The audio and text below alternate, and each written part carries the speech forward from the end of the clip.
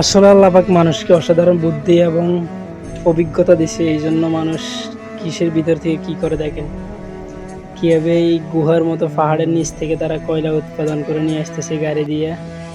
কত বৃদ্ধ বৃদ্ধ বয়সে তারা কাজ করতেছে, লাইটের সিগন্যাল দিয়ে বলতেছে যে গাড়ি টান দাও। গাড়িটা এখন টান দেওয়া হবে, ময়লার ড্রাম সহকারে টান দিতেছে, গাড়ি স্টার্ট করছে, এখন গাড়ি নিয়ে চলে আসতেছে কয়লা সহকারে। আসলে এগুলো বুদ্ধি আর এবং অভিজ্ঞতা ছাড়া হয় না, এটা অনেক ভালো একটা কাজ তারা কেউ করতেছে।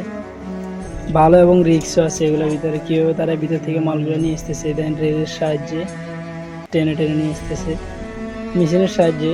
কিন্তু অসাধারণ প্রতিযোগিতা, তাদের অসাধারণ প্রতিভা, ওদের অনেক বড় সাহসও আছে, এই জন্য তারা এই সমস্ত কাজগুলো করতে পারে। দেখেন কীভাবে তারা নিয়ে আসতেছে, মেশিনে পেঁচায় পেঁচায় মালটি নিয়ে আসতেছে। অনেক কষ্ট করে তারা, কিন্তু আসলে কয়লার খনির ভিতরে তারা অনেক কষ্ট করে এইসব কয়লাগুলো বাইরে করে, রিক্সের কাজ। কয়লার গাড়ি চলে যাচ্ছে উপরের দিকে, বাইর করে ফেলবে।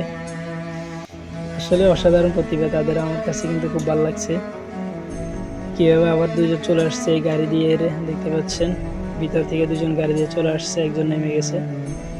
এই কাকা বয়সে কি পরিমাণ বয়স হয়েছে, কাকা কিন্তু এখনো কাজে আছে, এই জন্য কাকা শরীর সুস্থ আছে। এই বয়সেও কাজ ছাড়ে নাই, কাজ করতেছে। আসলে অসাধারণ, তার দেখতে কিন্তু মাশাআল্লাহ দিলে হাসিটা দিছে, অসাধারণ একটা হাসি। কয়লাটা এখন নিয়ে যাবে আনলোড করার জন্য, নিয়ে যাচ্ছে মেশিনে, আনলোড করে ফেলবে কিছুক্ষণের ভিতরে। আসলে আনলোড করাটা অসাধারণ একটা সৌন্দর্য পদ্ধতি।